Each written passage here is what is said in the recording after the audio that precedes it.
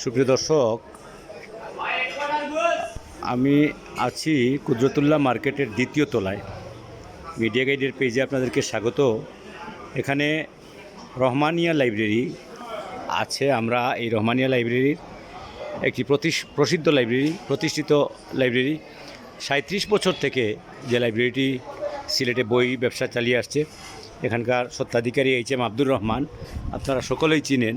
আব্দুর রহমান ভাই 1988 সাল থেকে এখানে বইয়ের ব্যবসা করে আসছেন।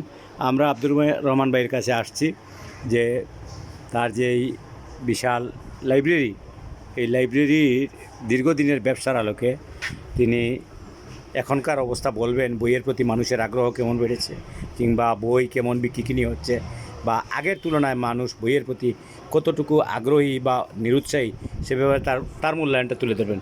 রহমান ভাই, আমি আপনার কাছ থেকে এই বিষয়টি একটু জানতে চাচ্ছি।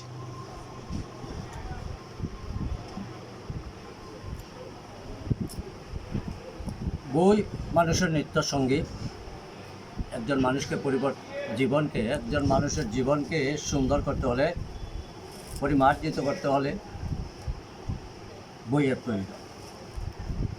প্রতিটি নাগরিকের প্রয়োজন, প্রতিটি মুসলমানের প্রয়োজন, প্রতিটি মানুষের প্রয়োজন বই পাঠ করা, বই পড়া, অন্তত প্রতিদিন।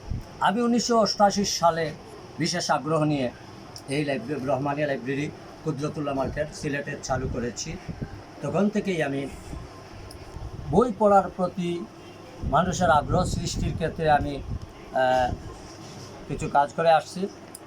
আমি বই সর্বোচ্চ কম মূল্যে আমি বই প্রদান করে থাকি। কারণ একজন মানুষ যখন বই কিনবে, বই কিনতে যাতে তার কিছুটা হলেও টাকা সাশ্রয় হয় এই বই কিনতে, তাই আমি মার্কেটের যে কোনো দোকানের তুলনায় আমি কম মূল্যে বই দিয়ে থাকি। এবং কী ধরনের বই প্রতি মানুষের আগ্রহ দিন দিন বেড়েই যাচ্ছে। লেখক যেমন বাড়ছে, পাঠকও বাড়ছে। হ্যাঁ, তবে 5 আগস্টের পর থেকে রাজনৈতিক অঙ্গনে সবাই ঝাঁপিয়ে পড়ার কারণে কিছুটা হলে কমেছে। তবে আমার বিশ্বাস, একটি জাতীয় সংসদ নির্বাচন হয়ে গেলে আবার সবাই স্থিরভাবে নিজের কাজকর্মে জড়িয়ে যাবে। তাই আবার বইয়ের প্রতি মানুষের আগ্রহ সৃষ্টি হবে, বই পাঠ করবে ইনশাল্লাহ। আমি রহমানিয়া লাইব্রেরি কুদরতুল্লাহ মার্কেট সিলেটের পক্ষ থেকে আমি আব্দুর রহমান সবাইকে ধন্যবাদ জানাচ্ছি। আমার শুভাকাঙ্ক্ষী শুভানুধ্যায়ীদেরকে ধন্যবাদ জানাচ্ছি। পাশাপাশি এই সিলেটের নিবেদিত প্রাণ পুরুষ সাংবাদিক অঙ্গনের পরিচিত মুখ সাংবাদিক ফয়সাল আলম ভাইকে জানাচ্ছি আন্তরিক মোবারকবাদ। সবাইকে ধন্যবাদ।